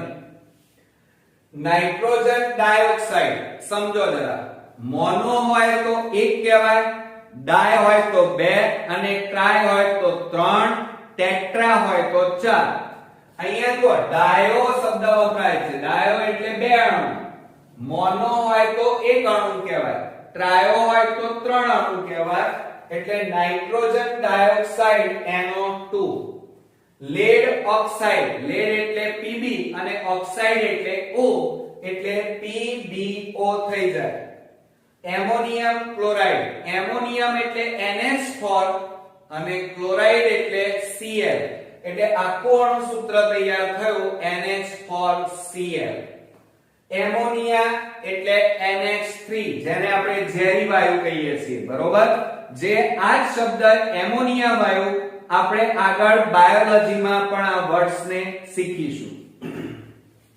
સિલ્વર, સિલ્વર એટલે મિત્રો ચાંદી. ક્લોરાઇડ, સિલ્વર એટલે Ag અને ક્લોરાઇડ એટલે Cl. સિલ્વર બ્રોમાઇડ, સિલ્વર એટલે Ag અને બ્રોમાઇડ એટલે Br, એટલે આખું અણુસૂત્ર AgBr થાય. બેરિયમ હાઇડ્રોક્સાઇડ, બેરિયમ એટલે Ba અને હાઇડ્રોક્સાઇડ એટલે OH, એટલે એનું અણુસૂત્ર BaOH whole twice. Silver nitrate, silver એટલે Ag અને નાઇટ્રેટ એટલે આ યાદ રાખવાનું NO3, એટલે આખું નામ શું બની જાય AgNO3. સોડિયમ નાઇટ્રેટ, સોડિયમ એટલે Na અને નાઇટ્રેટ એટલે NO3, સલ્ફેટ એટલે SO4, કાર્બોનેટ એટલે CO3. આ બધા વર્ડ્સ યાદ રાખવા પડે મિત્રો. આ બધી ઈઝી ટ્રીકો યાદ રાખશો તો તમને કેમિસ્ટ્રીના બધા જ અણુસૂત્રો ઈઝીલી તૈયાર થઈ જશે. હવે જુઓ અહીંયા કોપર સલ્ફેટ, કોપર એટલે તાંબુ Cu અને સલ્ફેટ એટલે SO4, CuSO4. Copper chloride, copper એટલે Cu અને ક્લોરાઇડ એટલે Cl2. યાદ રાખવાનું Cl2 એટલે ક્લોરાઇડ, એટલે અણુસૂત્ર બને CuCl2. નાઇટ્રોજન સલ્ફેટ, નાઇટ્રોજન એટલે N અને સલ્ફેટ એટલે SO4, તો Na2SO4 થાય. સોડિયમ કાર્બોનેટ CaCO3 અને એને આપણે સોડિયમ કાર્બોનેટ છે તો અહીંયા જુઓ સોડિયમ કાર્બોનેટ, તો અહીંયા શું થશે મિત્રો? સોડિયમ એટલે Na2CO3 થાય. શું થશે મિત્રો? Na2CO3. અને કેલ્શિયમ કાર્બોનેટ હોય તો CaCO3 થાય. હવે આ બધા અણુસૂત્રો યાદ કેવી રીતે રાખવા? તો મિત્રો બેઝિક વસ્તુઓ અમુક યાદ રાખવાની તમારે. ક્લોરાઇડ હોય તો Cl આવે, સલ્ફેટ હોય તો SO4, જુઓ સલ્ફેટ તો SO4 પ્રત્યય લાગી જાય. કાર્બોનેટ હોય તો CO3 પ્રત્યય લાગે, જુઓ કાર્બોનેટ એટલે CO3. ક્લોરાઇડ હોય તો Cl2 પ્રત્યય લાગે. નાઇટ્રેટ હોય તો NO3 પ્રત્યય લાગી જાય, જુઓ નાઇટ્રેટ હોય તો NO3. હાઇડ્રોક્સાઇડ હોય તો OH આવે. શું આવે? OH આવે. શું આવે મિત્રો? OH. જો અહીંયા આ હાઇડ્રોક્સાઇડ એટલે OH, એટલે યાદ રાખજો કાર્બોનેટ હોય તો કયો પ્રત્યય લાગે? CO3. સલ્ફેટ હોય તો SO4, ક્લોરાઇડ હોય તો Cl. મિત્રો આજે આપણે જે જોવાના છીએ એ ટૂંક નોંધ 3 માર્ક્સમાં પૂછાશે અને એ છે ક્ષારણ. ક્ષારણ એટલે શું મિત્રો? ક્ષારણ એટલે કટાઈ જવું, કાટ લાગવો. હવે આ શબ્દથી આપણે પરિચિત છીએ. દાખલા તરીકે કાટ લાગવો, કાટ કોને લાગે મિત્રો? તો લોખંડને. લોખંડની કોઈ પણ વસ્તુ વાતાવરણમાં ખુલ્લી મૂકવામાં આવે તો આ લોખંડ, ચાહે લોખંડની ખીલી હોય, લોખંડના પતરા હોય, લોખંડની બેન્ચીસ હોય, લોખંડના સાધનો હોય, તો એ વાતાવરણના ઓક્સિજન સાથે એટલે કે ભેજ સાથે, એસિડ સાથે પ્રક્રિયા કરી અને શું બનાવે છે મિત્રો? તો એ આયર્ન ઓક્સાઇડ બનાવી દે છે, જેને આપણે બીજા શબ્દોમાં ફેરિક ઓક્સાઇડ પણ કહેવાય. અને આ ફેરિક ઓક્સાઇડ એટલે એને રસ્ટ કહેવાય, કાટ કહેવાય, બરોબર? તો એ લોખંડને કાટ લાગ્યો એટલે કે લોખંડ ઉપર આયર્ન ઓક્સાઇડ નું પડ જામી ગયું. સમજો જરા. દાખલા તરીકે આયર્ન એટલે Fe અને વાતાવરણમાં રહેલા ઓક્સિજન સાથે રાસાયણિક પ્રક્રિયા કરી અને શું બનાવી દે છે? Iron oxide. હવે આ આયર્ન ઓક્સાઇડ એટલે એનું સૂત્ર આપણે આ રીતે કરી શકીએ કે Fe2O3, જેને આયર્ન ઓક્સાઇડ અથવા એને ફેરિક ઓક્સાઇડ કહેવાય. હવે આ ફેરિક શબ્દ છે ને મિત્રો એ ફેરમ ઉપરથી આવેલો છે. શેના ઉપરથી? ફેરમ. યાદ રાખજો. હવે જુઓ આયર્ન કેટલા છે? 2. તો અહીંયા આપણે બેલેન્સ કરવા માટે 2 લખવા પડે. ઓક્સિજન કેટલા છે? 2. અહીંયા ઓક્સિજન 3 છે. તો સમજો જરા. હવે આપણે કેટલા લખીએ? અહીંયા ઓક્સિજન 3 લખી કાઢીએ તો જુઓ 3 2 6 થાય. તો અહીંયા આગળ કેટલા લખી કાઢીએ? 2. જોજો બરોબર. હવે ગણતરી કરો, ઓક્સિજન કેટલા 3 2 6, ઓક્સિજન કેટલા 3 2 6, પણ આયર્ન કેટલા 2 અને આ 2 બબે દુ 4, તો અહીંયા ઓક્સિજન કેટલા છે 2, તો 2 ન આવે મિત્રો, અહીંયા બેલેન્સ કરવા માટે કેટલા લખવા પડે 4. એટલે ઇન શોર્ટ તમારે એટલું યાદ રાખવાનું છે કે આયર્નની એટલે કે લોખંડની કોઈ પણ વસ્તુને વાતાવરણમાં ખુલ્લી રાખતા લોખંડની વસ્તુને કાટ લાગે છે, આ કાટ લાગવાની ક્રિયાને ક્ષારણ કહેવાય. આ સિવાય બીજી કેટલીક ધાતુઓની વાત કરીએ તો ચાંદી તમે જોઈ હશે, ચાંદીના ઘરેણા તમે જ્યારે બજારમાંથી લાવો ત્યારે એકદમ ચકચકિત ચમકવાળા હશે, પરંતુ આ ચાંદી આપણે જ્યારે ખુલ્લા વાતાવરણમાં રાખવામાં આવે અથવા આપણે જ્યારે પહેરીએ ત્યારે થોડા દિવસોમાં એ ચાંદીની ચમક જતી રહે છે અને એ ચાંદી કાળી પડી જાય છે. તો એનું કારણ શું? તો ચાંદી એટલે સિલ્વર, સિલ્વર એટલે Ag. આ સિલ્વર એટલે કે ચાંદી વાતાવરણના ભેજ અને સાથે સાથે આપણો જે પરસેવો થાય, પરસેવામાં પણ એસિડ હોય તો એની સાથે રાસાયણિક પ્રક્રિયા કરી અને એક પડ બનાવી દે છે, જેને આપણે ક્ષારણ કહીએ છીએ. એ જ રીતે તાંબાના વાસણો તમે જોયા હશે કે જ્યારે બજારમાંથી લાવીએ ત્યારે ચકચકિત હોય, એને તમારી મમ્મી રાખી મૂકે છે અને જ્યારે દિવાળી આવે, લાંબો સમય જાય ત્યારે તાંબાના વાસણો મોટા ભાગે પોતાનો ચમક, પોતાનો જે ચળકાટ છે એ ચળકાટ ગુમાવી બેસે છે. એનું કારણ કે કોપર એટલે તાંબુ કહેવાય અને આ તાંબુ વાતાવરણ સાથે પ્રક્રિયા કરી, વાતાવરણના ઓક્સિજન, ભેજ, એસિડ સાથે પ્રક્રિયા કરી અને શું બનાવી દે છે? કોપર ઓક્સાઇડ નું પડ બનાવે છે. અને આ કોપર ઓક્સાઇડ એટલે કાટ કહેવાય, બરોબર? અને જેના કારણે તાંબુ હોય, ચાંદી હોય કે લોખંડ હોય એ પોતાની ચમક ગુમાવી બેસે છે. બીજું જેને આપણે ક્ષારણ પણ કહીએ છીએ, તો ચાલો જોઈએ કે એસિડ અને ભેજની હાજરીમાં ધાતુને કાટ લાગે છે. ધાતુ એટલે આયર્ન, કોપર, સિલ્વર એટલે કે સક્રિય ધાતુને કાટ લાગે છે. આ કાટ લાગવાની, ધ્યાન રાખજો, કાટને અંગ્રેજીમાં RUST રસ્ટ પણ કહેવાય. આ કાટ લાગવાની જે ક્રિયા છે એ ક્રિયાને શું કહેવાય? ક્ષારણ કહેવાય. ઓકે, ખવાઈ જવું કહેવાય, કટાઈ જવું એમ પણ કહી શકાય.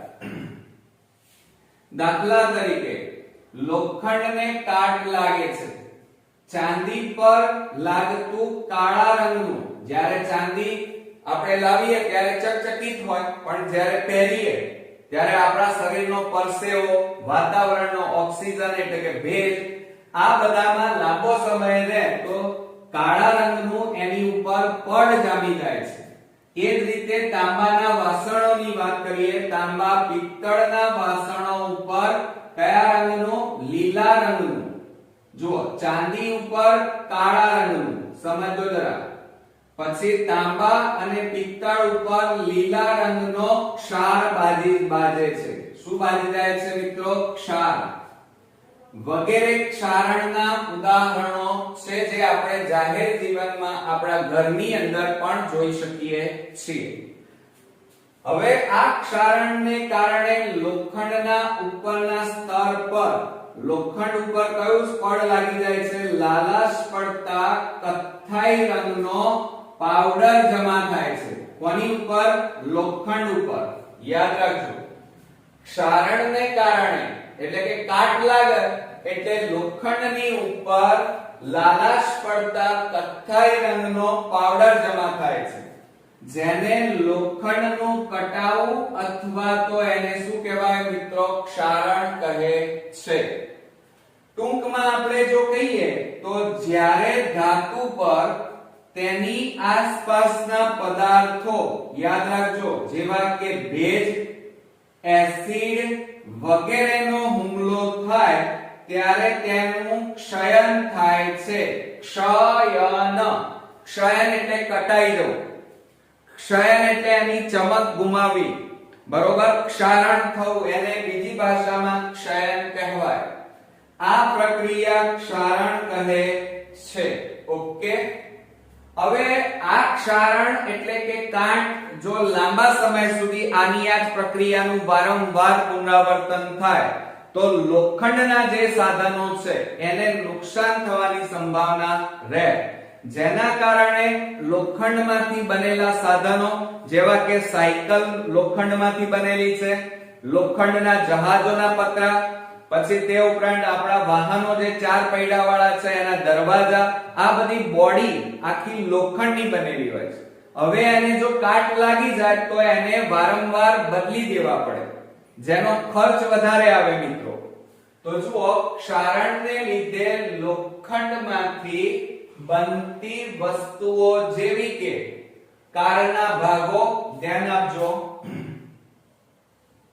પછી પુલ, આપણે જે પુલ બનાવીએ છીએ નદી ઉપર અથવા બ્રિજ ઉપર જે પુલ બનાવીએ છીએ લોખંડના એ, તે ઉપરાંત લોખંડની રેલિંગ, આપણે ધાબા ઉપર જે ટેરેસ હોય ત્યાં લોખંડની જે ડ્રીલ જાળી જે બનાવીએ છીએ એ રેલિંગ, તે ઉપરાંત જહાજ વગેરેને નુકસાન થાય છે.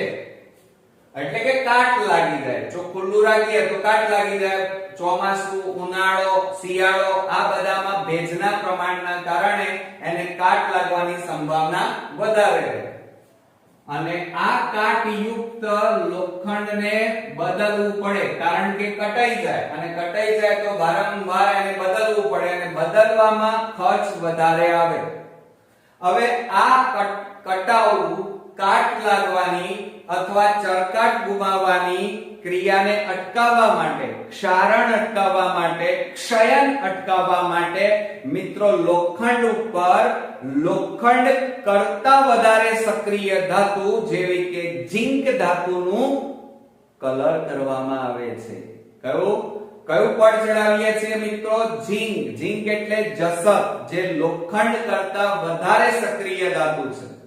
એટલે લોખંડને કાટ લાગતા અટકાવવા માટે એક તો લોખંડ ઉપર કલર કરવાનો ઓઇલ પેન્ટ, અથવા તો લોખંડ ઉપર ઝિંકનું પડ ચડાવી દેવામાં આવે છે, જેના કારણે લોખંડનો વાતાવરણના ભેજ, એસિડ સાથેનો સંપર્ક તૂટી જાય છે. એટલે અહીંયા ક્ષારણની ક્રિયા મિત્રો અટકી જાય છે. તો જુઓ, લોખંડ ઉપર કાટ લાગતો અટકાવવા માટે તેની ઉપર રંગ કરવામાં આવે છે, અથવા લોખંડ કરતા વધારે સક્રિય ધાતુ જેવી કે, મોસ્ટ ઇમ્પોર્ટન્ટ યાદ રાખજો, ટૂંકા પ્રશ્ન MCQ માં પૂછાશે કે ઝિંક ધાતુ તેની પર પડ લગાડવામાં આવે છે. એટલે કે લોખંડ ઉપર કાટ લાગતો અટકાવવા માટે કાં તો રંગ કરવાનો ઓઇલ પેન્ટ, કાં તો લોખંડ ઉપર ઝિંકનું પડ ચડાવી દેવામાં આવે છે. હવે ઝિંકનું પડ ધરાવતું જે લોખંડ છે, એટલે કે જે લોખંડ ઉપર ઝિંકનું પડ ચડાવ્યું હોય તો એ લોખંડને ગેલ્વેનાઇઝ્ડ કહે છે. મોસ્ટ ઇમ્પોર્ટન્ટ ટૂંકા પ્રશ્નમાં પૂછાશે કે ઝિંકનું પડ ધરાવતા લોખંડને ગેલ્વેનાઇઝ્ડ આયર્ન કહે છે. શું કહે છે મિત્રો? ગેલ્વેનાઇઝ્ડ આયર્ન કહે છે. અને આ પડ જે ચડાવવાની ક્રિયા છે એ ક્રિયાને ગેલ્વેનાઇઝેશન કહે છે. શું કહે છે? ગેલ્વેનાઇઝેશન. એટલે યાદ રાખજો મિત્રો કે લોખંડ ઉપર કાટ અટકાવવા માટે, લોખંડને કાટ લાગતું અટકાવવા માટે ઝિંકનું પડ ચડાવવામાં આવે છે, અને આ ઝિંકનું પડ લગાડવામાં આવે છે એ ક્રિયાને ગેલ્વેનાઇઝેશન કહેવાય. અને જે લોખંડ ઉપર ગેલ્વેનાઇઝ્ડનું પડ ચડાવેલું હોય એને ગેલ્વેનાઇઝ્ડ લોખંડ અથવા આયર્ન કહે છે. એટલે આ બે શબ્દો બહુ ધ્યાન આપજો કે ગેલ્વેનાઇઝ્ડ આયર્ન અને ગેલ્વેનાઇઝેશન આ બંને વસ્તુ શોર્ટ ક્વેશ્ચન માં ઘણીવાર બોર્ડમાં પૂછાયેલું છે, એટલે આ એક ખાસ ધ્યાન રાખજો. ઓકે મિત્રો, એટલે ક્ષારણ વિશે હવે તમને બરોબર ડીપમાં ખ્યાલ આવી ગયો હશે કે કટાવું કોને, કટાવવાની ક્રિયા કોને કહેવાય, ક્ષારણ કોને કહેવાય, ક્ષારણ એટલે ક્ષયન કહેવાય. અને આ ક્ષારણ દૂર કરવા માટે લોખંડ ઉપર તમે કયું પડ ચડાવો છો, ઝીંકનું પડ ચડાવો છો અથવા એને રંગ કરવામાં આવે છે. બીજું, જે લોખંડ ઉપર ઝીંકનું પડ ચડાવેલું હોય એ લોખંડને ગેલ્વેનાઇઝ્ડ લોખંડ કહેવાય.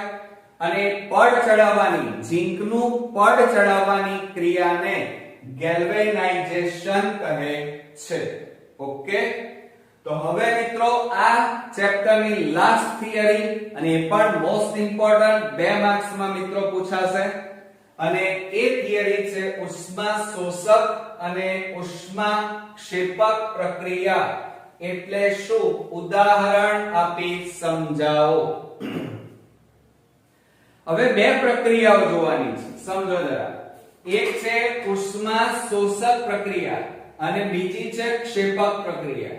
તો પહેલી આપણે ક્ષેપક જોઈએ. ક્ષેપક એટલે છૂટા પડવું, ઊર્જા છૂટી પડવી, ઉષ્મા મુક્ત થવી, એને ઉષ્મા ક્ષેપક પ્રક્રિયા કહેવાય. તો જે રાસાયણિક પ્રક્રિયા દરમિયાન ધ્યાન રાખજો, જે રાસાયણિક પ્રક્રિયામાં નિપજના નિર્માણની સાથે ઉષ્મા, જે રાસાયણિક પ્રક્રિયામાં નિપજના નિર્માણની સાથે ઉષ્મા, ઉષ્મા એટલે ઊર્જા, ગરમી છૂટી પડતી હોય, મુક્ત થતી હોય તેવી પ્રક્રિયાને ઉષ્મા ક્ષેપક પ્રક્રિયા કહે છે. એટલે એનો મતલબ એ થયો કે ક્ષેપકમાં ઊર્જા છૂટી પડે, ઉષ્મા છૂટી પડે. ઓકે મિત્રો, તો એ પ્રક્રિયાને ઉષ્મા ક્ષેપક પ્રક્રિયા કહેવાય. ઉદાહરણ જોઈએ કે કુદરતી વાયુ, કુદરતી વાયુ એટલે એલપીજી, લિક્વિફાઈડ પેટ્રોલિયમ ગેસ, જેમાં આપણે મિથેન વાયુ કરીએ છીએ. મિથેન એટલે CH4 કહેવાય. યાદ રાખજો, મોસ્ટ ઇમ્પોર્ટન્ટ, કે કુદરતી વાયુ એટલે મિથેન, મિથેન એટલે CH4. એને તમે એક ગેસને સળગાવો, સળગાવવાનું એટલે દહન કરવું. તો કુદરતી વાયુ એટલે CH4 એટલે મિથેનના દહનથી શું છૂટી પડે છે, ઉષ્મા છૂટી પડે છે. આ રાસાયણિક પ્રક્રિયાને ઉષ્મા ક્ષેપક પ્રક્રિયા કહેવાય. ગુજરાતીમાં કેવું હોય તો રસોડામાં ગેસ તમે સળગાવો તો એ ગેસ એટલે મિથેન, સળગર એટલે ગરમી છૂટી પડે, ઉષ્મા છૂટી પડે. તો એ રાસાયણિક પ્રક્રિયાને ઉષ્મા ક્ષેપક પ્રક્રિયા કહેવાય, કારણ એમાં ઉષ્મા અને પ્રકાશ ઊર્જા બંને છૂટી પડે છે. હવે એને આપણે સમીકરણ સ્વરૂપે દર્શાવીએ. કુદરતી વાયુ એટલે મિથેન, મિથેન એટલે CH4 ગેસ. એટલે મિથેન વાયુનું ઓક્સિજનની હાજરીમાં, વાતાવરણમાં રહેલા ઓક્સિજનની હાજરીમાં એનું દહન થાય છે, સળગે છે. અને દહન થાય એ વખતે કયો વાયુ, કાર્બન ડાયોક્સાઇડ વાયુ. અને પાણીની વરાળ એ પણ ગેસ સ્વરૂપે, અને એ વખતે ઉષ્મા છૂટી પડે છે. હવે આપણું રાસાયણિક સમીકરણ સાચું છે કે ખોટું જોઈએ. ચલો, કાર્બન કેટલા, 1, તો અહીંયા કાર્બન 1. હાઇડ્રોજન કેટલા, 4. હાઇડ્રોજન જુઓ કેટલા છે, 2 2 4. ઓક્સિજન જુઓ 2 2 4. ઓક્સિજન કેટલા, 2. અને અહીંયા ઓક્સિજન આગળ 2 એટલે 2 ઓક્સિજન, આ 2 2 2 4. એટલે અહીંયા આપણું સમીકરણ સંતુલિત પણ છે મિત્રો. એટલે ખબર પડી તમને, મિથેન વાયુ એટલે કુદરતી વાયુ નું હવાની હાજરીમાં દહન કરતા ઉષ્મા છૂટી પડે છે. આ ઉષ્મા છૂટી પડવાની ક્રિયાને આપણે ઉષ્મા ક્ષેપક પ્રક્રિયા કહીએ છીએ. ઓકે, ક્લિયર, આવડી ગયું. હવે આપણે ઉષ્મા શોષક પ્રક્રિયા કહીએ. ઉષ્મા શોષક, શોષક એટલે શોષણ કરવું, એટલે કે જે રાસાયણિક પ્રક્રિયા દરમિયાન ઊર્જા વપરાય, ઊર્જા ખતમ થઈ જાય, ઊર્જા ઓછી થાય, ઉષ્મા વપરાઈ જાય, તો એ રાસાયણિક પ્રક્રિયાને ઉષ્મા શોષક પ્રક્રિયા કહેવાય. જો જે રાસાયણિક પ્રક્રિયામાં નિપજના નિર્માણ સાથે, કોના? નિપજના નિર્માણ સાથે ઉષ્માનું શોષણ થાય. કોનું મિત્રો? ઉષ્માનું શોષણ થતું હોય, એટલે કે ઉષ્મા વપરાઈ જતી હોય, તેવી રાસાયણિક પ્રક્રિયાને ઉષ્મા શોષક પ્રક્રિયા કહે છે. એમાં ઉદાહરણ લઈએ કે સિલ્વર ક્લોરાઇડ. સિલ્વર ક્લોરાઇડ એટલે AgCl નું સૂર્યપ્રકાશની હાજરીમાં દહન કરવામાં આવે તો એ રાસાયણિક પ્રક્રિયા ઉષ્મા શોષક પ્રક્રિયા છે. આનું આપણે ગયા વિડિયોમાં એનો પ્રયોગ પણ જોયેલો છે કે એક રકાબીમાં સિલ્વર ક્લોરાઇડનો ભૂકો લેવામાં આવે, વાતાવરણમાં સૂર્યની હાજરીમાં રાખવામાં આવે તો સૂર્યની ઉષ્મા ઊર્જાના કારણે આ AgCl નું સૂર્યપ્રકાશની હાજરીમાં શું થાય છે? સિલ્વર અને ક્લોરાઇડ છૂટા પડે છે. ધ્યાન રાખો. તો આ રાસાયણિક પ્રક્રિયામાં ઊર્જા વપરાય છે, ઊર્જાનું શોષણ થયું છે, માટે આ રાસાયણિક પ્રક્રિયાને ઉષ્મા શોષક પ્રક્રિયા કહેવાય. જો સિલ્વર ક્લોરાઇડ નું સૂર્યપ્રકાશની હાજરીમાં વિઘટન થવું એ ઉષ્મા શોષક પ્રક્રિયા છે. સમીકરણ જોઈએ. સિલ્વર ક્લોરાઇડ એટલે AgCl કહેવાય. તો AgCl ઘન સ્વરૂપે છે, એનો પાવડર લેવાનો એક રકાબીમાં અને ખુલ્લા વાતાવરણમાં ધાબા ઉપર કે બહાર તડકામાં મૂકવાનું, તો સૂર્યની ઉષ્મા ઊર્જાના કારણે એનું વિઘટન થાય અને આપણને અહીંયા સિલ્વર એટલે ચાંદી અને ક્લોરીન વાયુ છૂટો પડે છે. બરોબર મિત્રો, ખ્યાલ આવી ગયો? અહીંયા જુઓ, સિલ્વર કેટલા?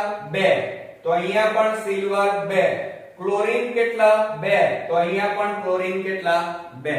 ઓકે. તો મિત્રો આના ઉપરથી એક શોર્ટ ટ્રીક આપણે યાદ રાખીશું કે ક્ષેપક એટલે ઊર્જા છૂટી પડવી. જે રાસાયણિક પ્રક્રિયામાં નિપજના નિર્માણ સાથે ઊર્જા છૂટી પડતી હોય, ઉષ્મા છૂટી પડતી હોય, મુક્ત થતી હોય, તો એ રાસાયણિક પ્રક્રિયાને ઉષ્મા ક્ષેપક પ્રક્રિયા કહેવાય.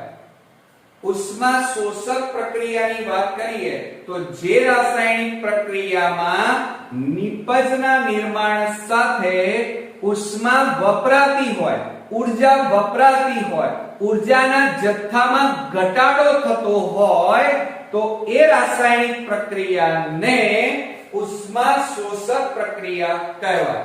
બરોબર? બોર્ડમાં જ્યારે મિત્રો આ પ્રશ્ન પૂછાય ત્યારે તમારે એની વ્યાખ્યા પણ સાથે સાથે આ સમીકરણ પણ આ રીતે લખવું પડશે. મેં સમીકરણ કેવી રીતે લખવાનું એ તમને દરેક થિયરીમાં શીખવાડ્યું છે. એને બેલેન્સ કરતા પણ શીખવાડ્યું, સંતુલિત કરતા પણ તમને શીખવાડ્યું છે. બરોબર મિત્રો? તો હવે મને ચોક્કસ ખાતરી છે કે આ પાઠ તમારો તૈયાર થઈ ગયો હશે અને તમને બધા જ વિડિયો જોઈ પણ લીધા હશે, સમજી પણ લીધા હશે અને લખીને તૈયાર પણ કર્યા હશે. તો મિત્રો નેક્સ્ટ વિડિયોમાં આપણે નવ ચેપ્ટર નંબર 2 રસાયણ વિજ્ઞાનનું શરૂ કરવાના છીએ. પણ એ પહેલા આ ચેપ્ટરના બધા વિડિયો ધ્યાનથી જોઈ અને તૈયાર કરી નાખજો મિત્રો, અને લખીને તૈયાર કરજો. નેક્સ્ટ વિડિયોમાં પાછા આપણે અગત્યના ટોપિકો સાથે નવા ચેપ્ટર સાથે ફરી મળવાના છીએ. ત્યાં સુધી ગુડ નાઈટ મિત્રો.